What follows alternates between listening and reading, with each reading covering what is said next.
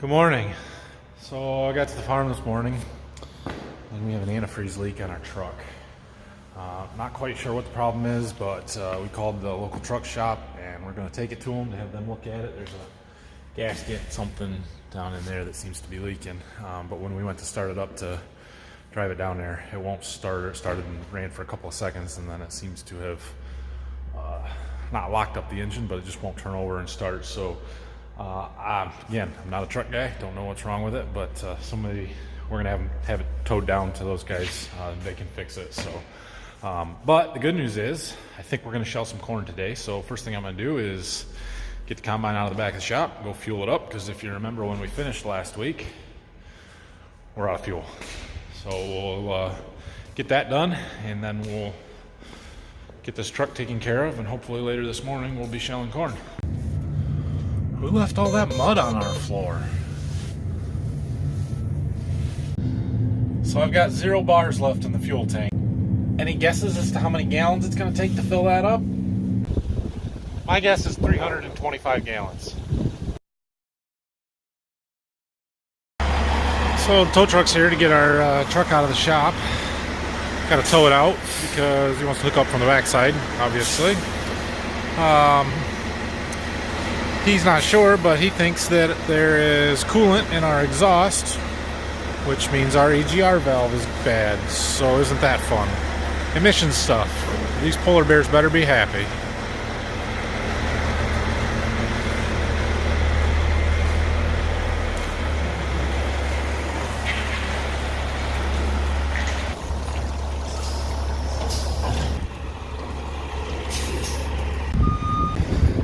And away it goes. Let's go back to shelling corn.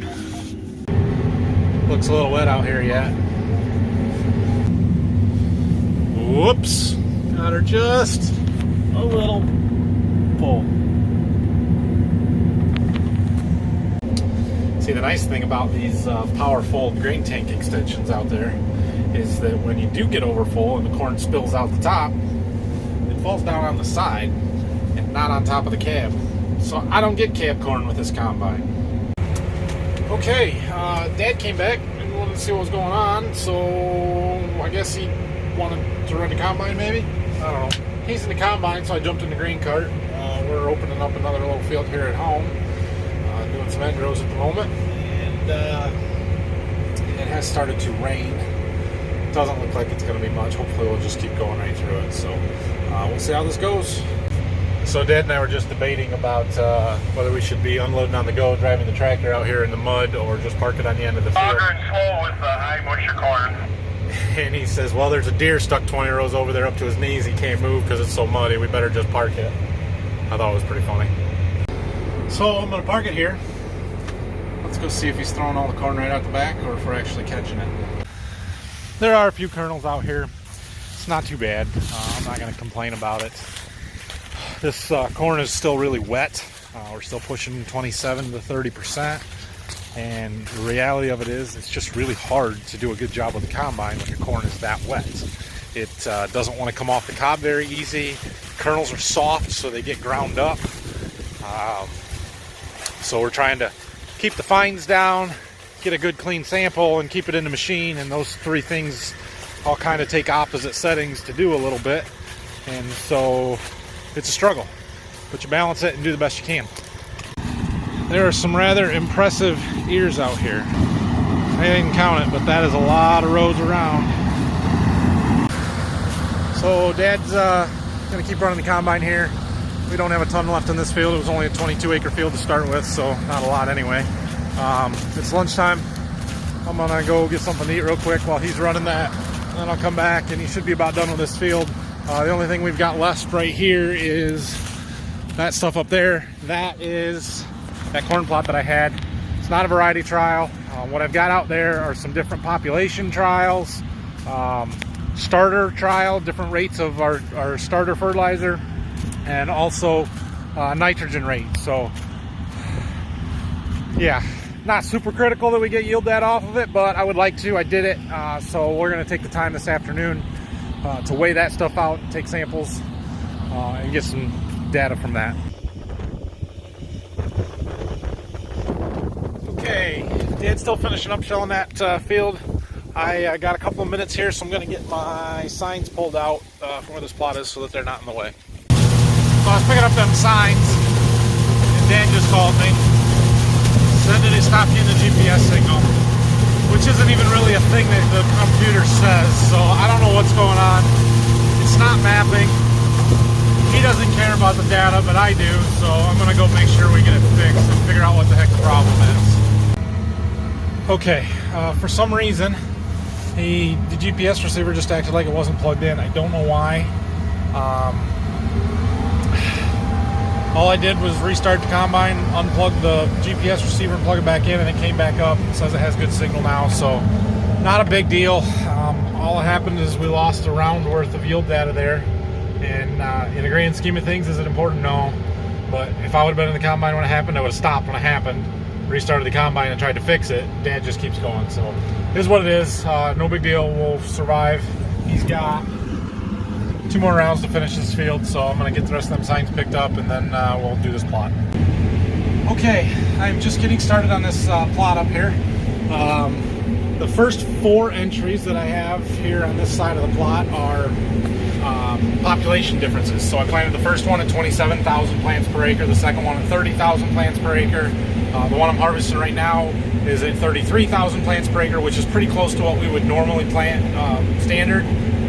Then I did one at 36,000 plants per acre. So the goal here was to see which population provides the highest yield. I will say that my data is not going to be great just because of the planting conditions.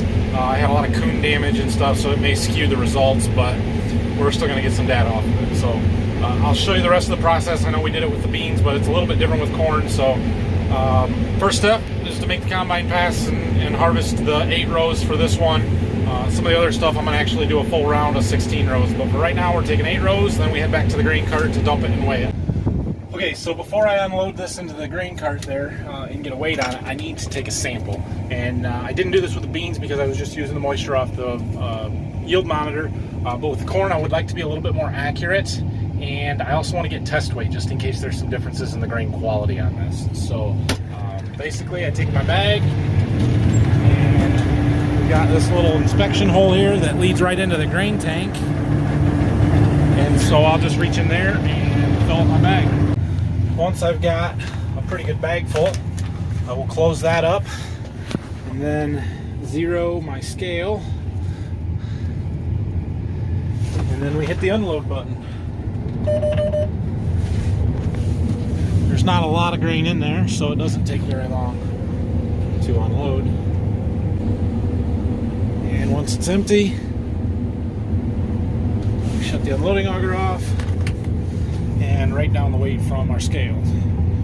It's like 2195, we're going to call it. And now we're off to make another round, or get the next entry. Okay, I've got all the population trial ones, combine weighed samples sitting here on the floor of the combine. The next 3 entries in the plot here are starter rate trials. So starter is what we call the fertilizer that we put on with the planter. What I use is a liquid fertilizer. It's a 12-25-0 analysis with some zinc and sulfur.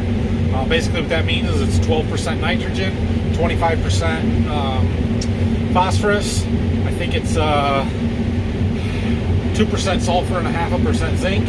I also spiked in a couple of gallons of ammonium thiosulfate, which gives me a little bit extra nitrogen, a little bit more sulfur with it. So the first 16 rows here are 0 gallons of starter. I did not put any on.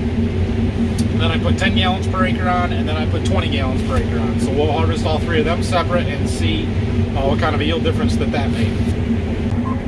It's nice having this plot where the rows come right out to my grass, but it is a challenge to work around my driveway and yard and not have end rows to turn around on. Alright, I've got the starter rate trials done. Just judging by the weights, it looks like the more starter you put on, the better your yields are, but we'll have to do the moistures and factor all that stuff into it too, so I can't really tell you what the yields were. The next trial that I have here was the nitrogen rate. There's 4 entries. The first one got 0 pounds of additional nitrogen, so additional meaning I put the starter on, and I think 15 gallons to the acre, so we got about 20 pounds of N through that, but no side dress nitrogen. And then I put 75 pounds, 150 pounds, and 225 pounds of side dress N on, so it'll be interesting to see what kind of a difference that makes. I can tell you that throughout the year in the growing season, because these were all the same variety, it was very difficult to see much of a difference in them. The only one that really had a difference was this strip that we're shelling now that got 0 nitrogen. It was a very pale green, yellow color all summer. Tough to see it now because the corn's dead, obviously, but I expect this one to be terrible. Just looking at this one from the cab, you can see there's a lot more, well, spindly stalks over here, but where the corn is even, where it is good, the stalks are leaning sideways. No nitrogen. Go figure, your stalk quality is going to be bad. Makes sense. There you can see there where you can't really see the rows through this good corn. Okay, I have got the nitrogen trials all finished up. The only other thing that I want to do, which this wasn't even planned when I planted it, but because it was so wet when we planted, I think we had a lot of pinch row compaction. Basically, the rows that followed the tire tracks from the tractor and the planter had some compaction on the side, and I think it may have stunted the growth in those. So what I'm going to do while I'm harvesting here is I'm gonna harvest this strip, and then when I come back, I'm gonna take just 4 rows with the head, and what that will do is offset the rows that I'm combining. So instead of taking half of each planter, I'll take the center 8 rows from the planter and tractor, which will be the ones with all the compaction from the tractor tires, and then the next pass will be the 8 rows that kind of would have been the wings of the planter and shouldn't have been run over by a tractor at all. And we'll see what the yield difference is there to know if we're how much, I guess, that compaction is costing us. Okay, the plot is done. All we have to do is clean up these 4 rows, since I was taking part of a planter pass there. And then this field and all of this stuff at the home farm here is done. Next thing we got to do is test all these samples out, and then head to the next field down the road. Okay, field's empty and the grain cart out. I am taking a couple of my samples over to our tester. Megan, my sales rep, came. I still can't convince her to be on camera, but she's in the truck bringing the rest of the samples over here. So we'll test these. They shouldn't be a lot of difference because they're all the same hybrid, but we'll see. Okay, samples are taken. Fairly consistent. There was some minor differences between stuff. Megan took the data from that plot. She's going to type that up into the spreadsheet for me and send it to me hopefully later tonight. I will get results to you maybe tomorrow. I'll talk about them and then get them on my website eventually. So speaking of which, bean plot results are available on my website now if you have interest in those and haven't already found them. Now, back in the combine, heading to the next field just down the road. Check out this really cool thing that my camera can do. Color and black and white. That's fancy. And this. Weird. One more. I wonder if you had 3D glasses on, that would look like that. Remember those old 90s things where you had to wear a pair of glasses that had one red lens and one blue lens? That's kind of what that looks like. We'll stick with this for now. Okay, so what's going on here?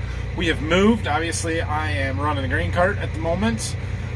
Dad is just kind of helping us move to this other field and jumped in the combine so that he can help open this field up. Usually when we're doing the end rows that are away from the road or where we park the trucks, it's just too much corn for the combine to hold it, so we like to run the grain cart to the back end of the field and be able to unload the combine back there. Actually, we really like to be able to unload on the go just normally, but with as wet as the fields are, we're tracking them up too much, and since we can make rounds, we're just going to make rounds. We're not in that big of a hurry. The dryer is running. It's going to be running probably all night, so it's all it can do to keep up anyway. We don't need to be in that big of a hurry to get a lot of acres done. So as long as our bottleneck of the dryer keeps moving, it's not holding us up. So we'll try and treat the fields as best we can for the conditions and not run the grain cart. So one of the big advantages of this grain cart is, one, the auger reach. dumping across the ditch like this. And two, these equalizer tracks, they actually pivot this way as well as front to back. And you can see it right here where we're dumping across the ditch, and that one track is maintaining full ground contact because it pivots. So we can reach across the ditch, fill the truck. That's awesome. Okay, I am back in the combine. Dad's gonna go back to the farm and find something else to do, I guess, since we don't really need him here at the field. Phil's gonna run the trucks for me, and hopefully we'll knock out some acres here. It's about 5 o'clock, I think. I don't think that clock's got changed. It says 6, but I think it's 5. Yeah, so we've got, there was 46 in this field when we started. We got about 6 done, so 40 acres here. I don't know if we'll get it done tonight, but hey, the more we can get done, the better. I got another 35 acres across the road over here that I want to get done, hopefully tomorrow, and then we can switch back to beans maybe and get the rest of our beans up here finished up. So yeah, things are going well. This corn's not great, but I didn't expect it to be great. This is the last field that we planted. This right here is a 102-day convention. It's pretty thin. It was too wet when we planted, much like everything else. But hey, after doing the end rows, the average is up around 142, so it's probably 150 bushel corn or better out here, which is just incredible. So we'll take it and be happy and just get it harvested.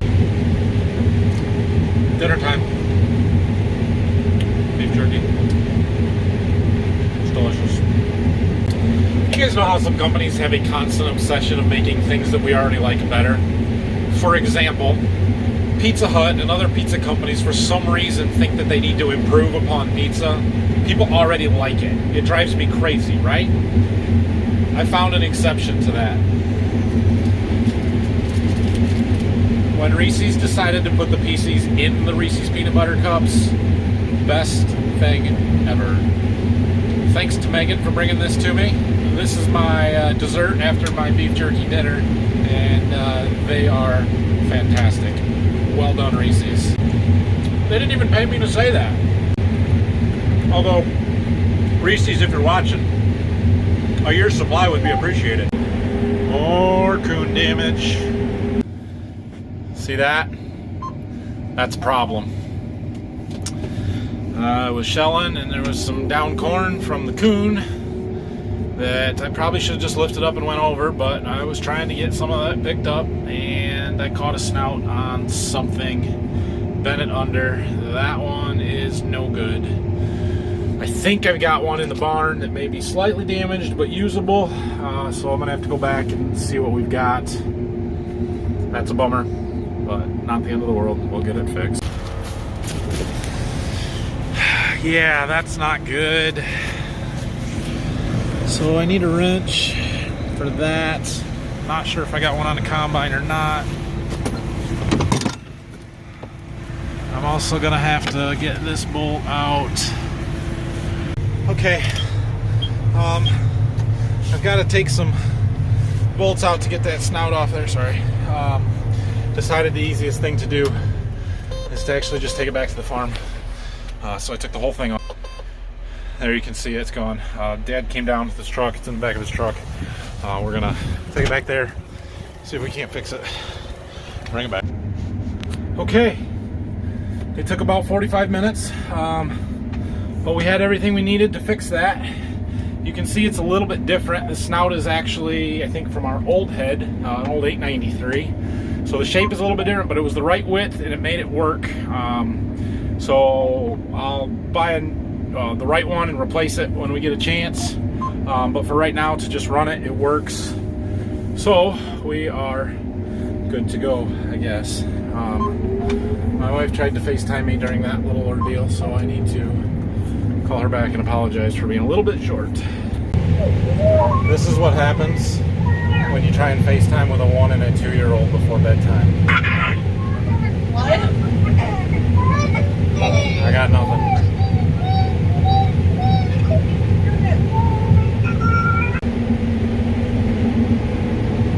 Shelling corn.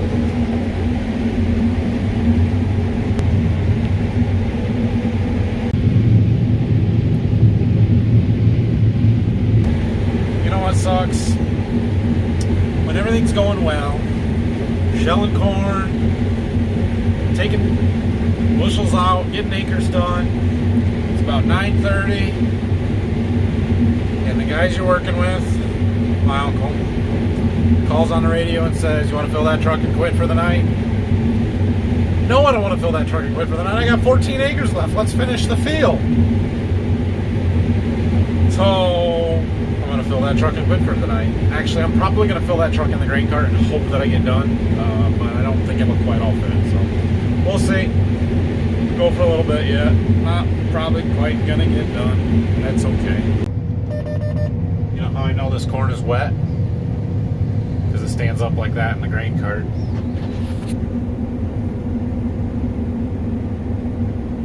Dry corn flows. Wet corn makes a pile. Cart's full. And since Phil's not coming back, I get to go unload this one. I'm gonna refill it though. How fast do you think I can fill a truck? I'm supposed to be able to unload 1,000 bushel in 2 minutes with this grain cart. I bet not when the corn's this wet. It does come out of there pretty quick though. Full enough. So I think it's time to call it quits for tonight. Shelling corn anyway. Didn't quite get this field done. I've got about a little over 4 acres left. And I know it seems ridiculous to quit now and not just finish it. But the truck is full and whoops, dropped the phone. Alright. Anyway, the grain cart is as full as I want to get it. I'll still be able to put the tarp on it, so that little bit is left is on the other end of the field. The field we're going to next is down there anyway, so we'll just get it tomorrow when we get going. I'm sure that the wet bin is relatively full. I don't know how full exactly, but full enough that we'll let the dryer run overnight tonight and try and catch up a little bit. So we're going to let the combine cool down for a second and then take the truck back and go see what's going on there, and we'll wrap it up there. Okay, a lot of corn in the wet bin. We are going to let that dryer run overnight. It's pretty self-sufficient. Honestly, Phil worries about it a lot more than I do. I would just go home and let it go, but he wants to stay here and check on it and stuff. I offered to come later tonight. He said, no, I'll just take care of it. I said, okay. If he's going to come and check it anyway, then I'm not going to, because there's no reason for both of us to be here. So this is going to be the end of tonight's video. It is almost 11:30 now. We had a great day. I didn't really expect to get as much done as we did.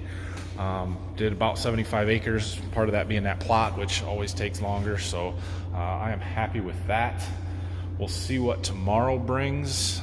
Hoping to do basically 40 acres tomorrow is all the corn that I really want to run, and then maybe we can switch and do some beans. That would be great. So yeah, today's video was better than the last ones. They should be good all week. My wife tells me that my videos are more exciting than the Real Housewives of anywhere USA, I guess. So I'll take it as a compliment, I think. I'm not real sure, but I'm enjoying making them. So hit the like button, subscribe to the channel. Hope you guys are enjoying them too. You can find me on Facebook and Twitter, and I will see you tomorrow. Have a good night.